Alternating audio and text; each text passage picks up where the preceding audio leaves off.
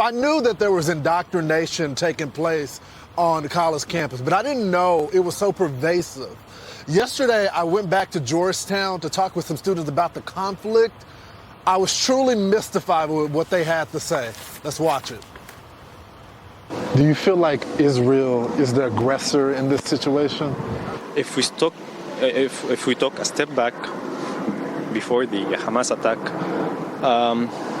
I think Israel has a lot to be condemned about. They have been doing massacres for decades. I hold responsible the Israeli state for their apartheid on Gaza since 2006 because they have been increasing their military occupation in Gaza, and they have been treating the people in Gaza like they're not humans. Regarding your questions about beheading babies and raping women, I don't think that's true because I didn't even see any glimpse of footage or a document showing that. As you're probably aware, there has been like a spread of misinformation.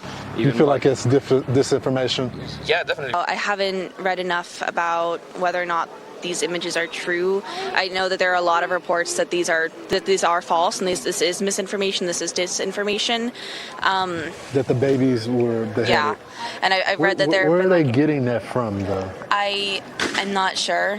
I think there's been like AI generated images I've heard that have been used by Israeli forces, but I don't know. Yeah. I don't know what's going on. So artificial intelligence, that's where this stuff is coming from. You know, Ainsley, our job as reporters is to just cover the story and not be a part of the story.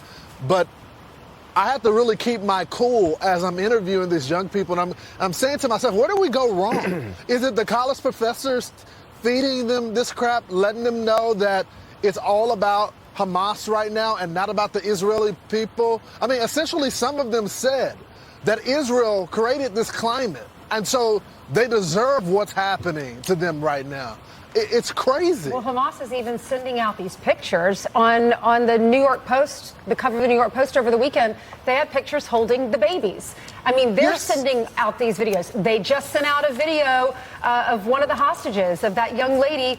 Her name is Maya Shem. She's 21 years old. She was kidnapped from the Nova Music Festival. She is telling her parents, I just want to go home. They're treating me well, but I just want to go home and get out of here as soon as possible. They're releasing that video. So this is not made up. We see the video. We talked to Trey Yinks, one of our reporters, who has gone into these homes and has seen with his own two eyes. We've seen a lot of the images. Do they think that the lady who is wearing those gray sweatpants and being pulled out of the car and thrown in the back seat, that she just has ketchup all over her? I mean, she's covered in blood. Do they think these are actors?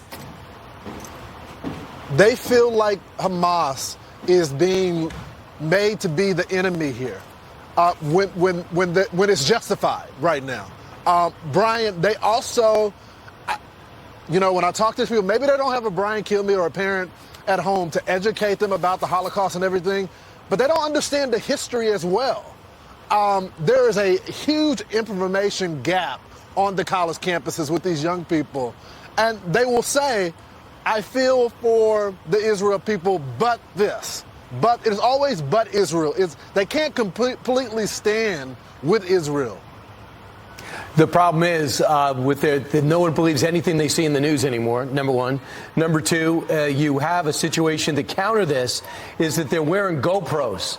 They're putting these pictures out themselves. So go on your Hamas website that obviously fuels this and just say, ask them. If you ask them a series of questions, they will say they did this massacre. They're proud of it. They are proud of the operation. They talked about the training that went into it. They show you breaking through the fence. They talked about how it lasted longer, breached 9 different Israeli military bases, and they were able to do more and do more damage and more carnage than they ever dreamed possible. They have their own leaders speaking about it.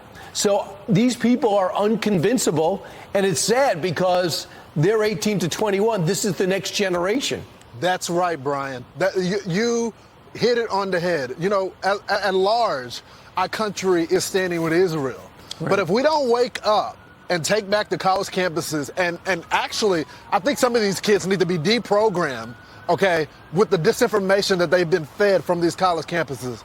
We won't have allies that are running our country that's going to stand with Israel. You need to talk with your children and make sure you know what they're being taught on these college campuses. And I think it also goes to the larger point that the parents are paying for this education.